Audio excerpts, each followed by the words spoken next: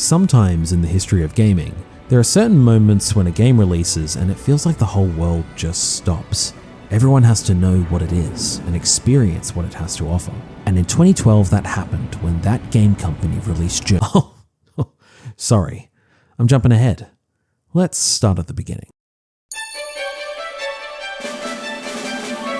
It all started in 2005 when two university students named Genova Chen and Kaylee Santiago worked on a game together named Cloud. Now, the website for Cloud is still up with a free download for the game, but the file is so old that my PC had no idea what the hell it was, so I'm just gonna watch the trailer. In it, you play as a cloud, floating through the sky and collecting smaller clouds to grow larger. And at points, you can even descend into these islands as a boy within the cloud and fly around, looking to purify the island from whatever is polluting it. And if you know anything about where this team will go, it is clear to see that this game is the bedrock and foundation of the philosophy behind the games they would go on to make in the future.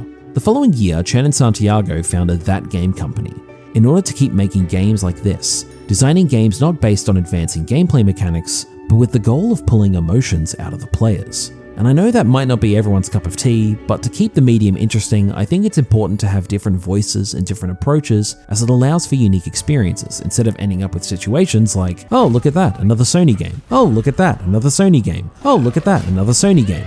Speaking of Sony, in 2006 they approached ThatGameCompany with a 3-game deal to help bolster the new PSN network with some exclusive digital titles. And so, with everything in place, ThatGameCompany decided to revisit an earlier game idea they had and remake it on the PlayStation 3.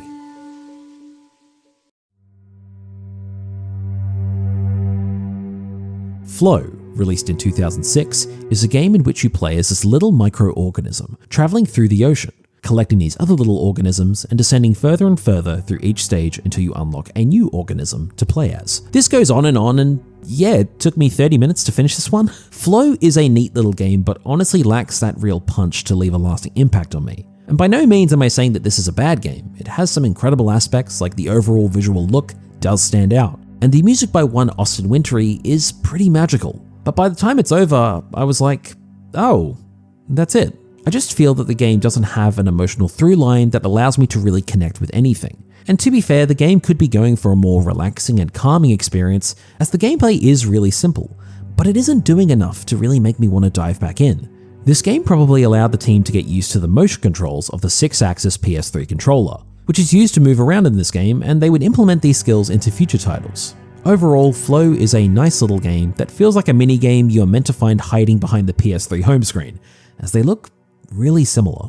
A nice start, but hopefully they can add some more depth in future titles, which for me, they certainly did.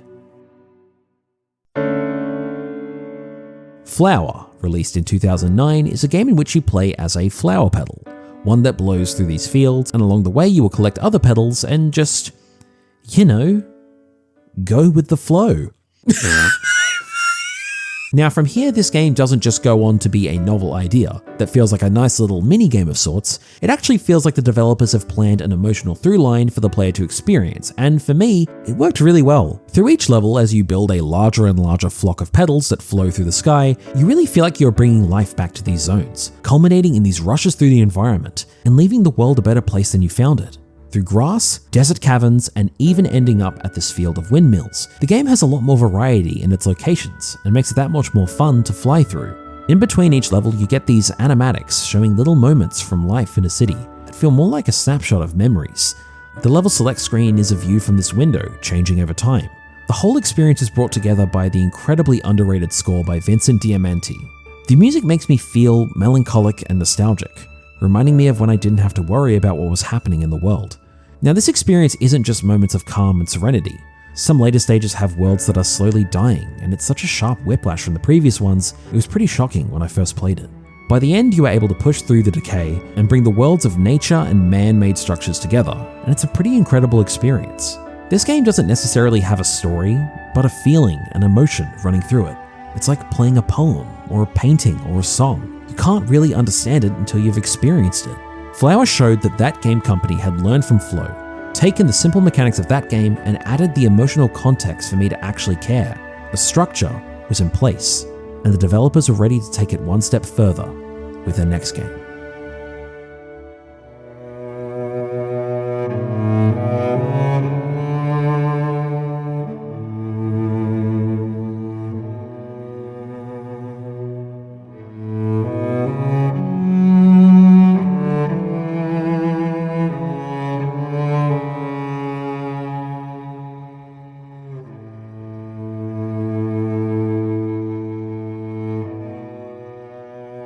Journey, released in 2012, is a game in which you play as this little scarf dude, and you awaken in a desert. After ascending a slope, we see a mountain in the distance, a light bursting at its peak, and all we can do is make our way towards it. And from here you go on a journey. That was a really bad joke. Through the slopes of the desert and unlocking your path towards your goal. Unlike the previous game, this does have a world that has been lived in, but it is kept at an arm's length. Structures that have a purpose, but seemingly haven't been used in who knows how long. You can find the semblance of a society and what happened to them through these murals, but it allows the player to infer as much or as little as they would like. This is all done in a way that is reminiscent of the works of Team Eco. Take a fucking shot, lads! In this game, you can walk around, make these little noises to help gravitate these little carpets towards you and help you reach higher places, but you can also glide through the sky for a limited amount of time. The amount of time determined by how long your scarf is, which you can grow by finding these sigils that are hidden throughout the world. The visuals are breathtaking, and being able to explore at your own pace really brings in those calming and relaxing moments, only to be punctuated by these exciting adrenaline-fueled set pieces, like surfing through the sand dunes. And anyone who has played this game knows how jaw-dropping this moment is. This game also has an incredible score, composed by the returning Austin Wintory. And yeah, this is one of the best scores for anything ever. It feels epic, grand, awe-inspiring, euphoric, but also personal. It really makes the game's emotional impact soar and really emphasizes the power that music can have on a work. And don't take my word for it. This was the first video game score to be nominated for a Grammy, an incredible achievement, and I don't want to fucking hear anyone mention Baba Yete from Civ 4 because that was just one song and this was the entire score, okay? Much like Flower, this game takes a dark turn in the final act. Escaping these giant creatures and then trying to reach the top of the mountain through a snowstorm, it's pretty harrowing what the game puts you through. All of these aspects make Journey an incredible experience overall, but there is one aspect I haven't mentioned. And it was a huge surprise to everyone who booted it up back in 2012. So at some point in the game, you will find another scarf dude, just wandering the desert slopes, and you can adventure together throughout the game. On a first playthrough, you might assume this is an NPC, but eventually it feels a little off. They don't just follow your footsteps directly. Sometimes they will even sit down and even disappear. It doesn't feel like you're playing with an NPC, but a real person.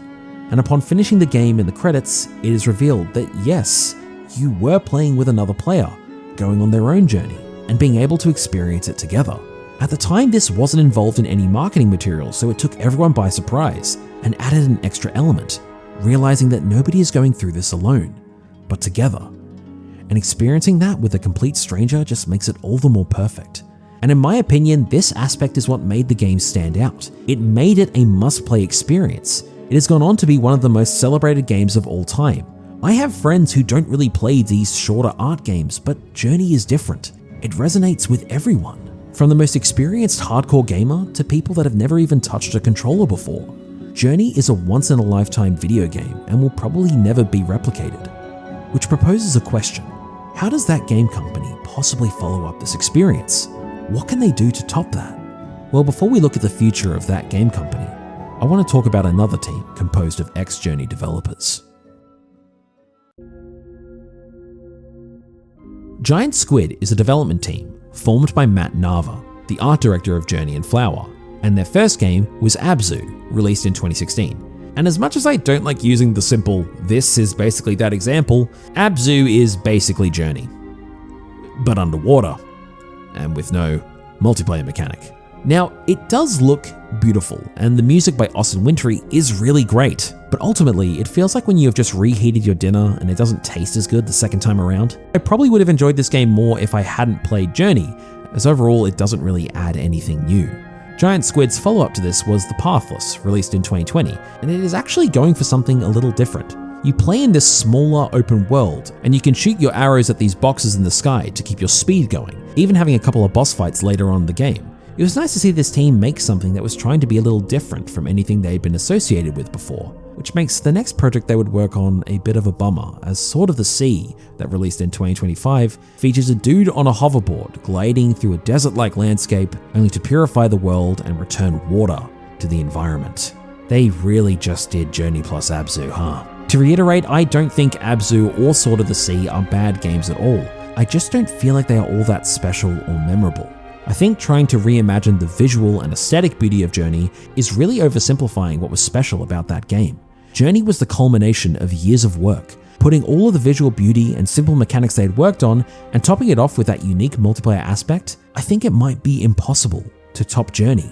They really did nail what they were going for. And in terms of Giant Squid, I hope the next game can step a bit out of Journey's shadow and be something a little more unique. As for That Game Company, well, let's take a look at their next project.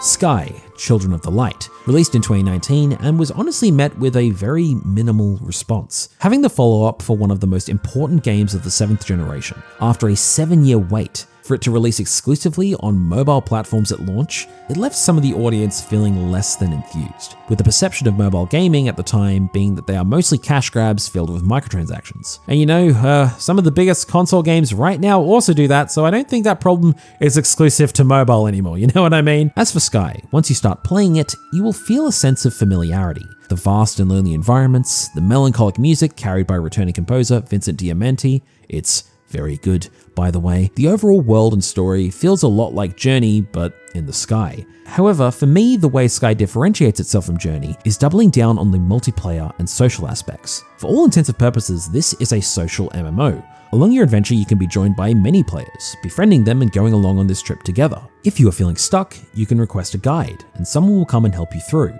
The game features a small hub to hang out, and the game is constantly getting updated with new places to explore. I got to see this wandering carnival, and the most recent update is inspired by the works of Vincent van Gogh.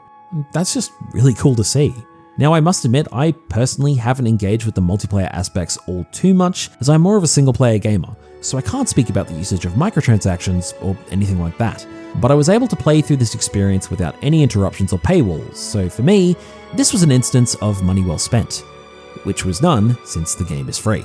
Overall, I'm glad Sky has chosen to take this direction, instead of being a pale imitation of what they had made before. Back in May, That Game Company celebrated 20 years in the video game industry, and I think that is a crazy accomplishment. A team that is interested in providing soothing and relaxing experiences that bring people together through compassion is honestly what the world needs sometimes, and I'm glad they exist. As for the future, back in 2022, development on the next game began, with Genova Chen stating that it's more like a theme park, and is the most ambitious thing he has ever made.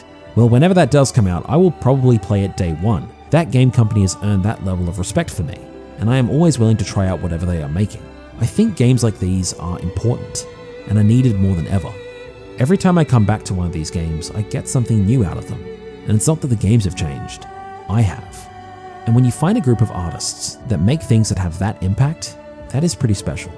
And I guess they really are That Game Company.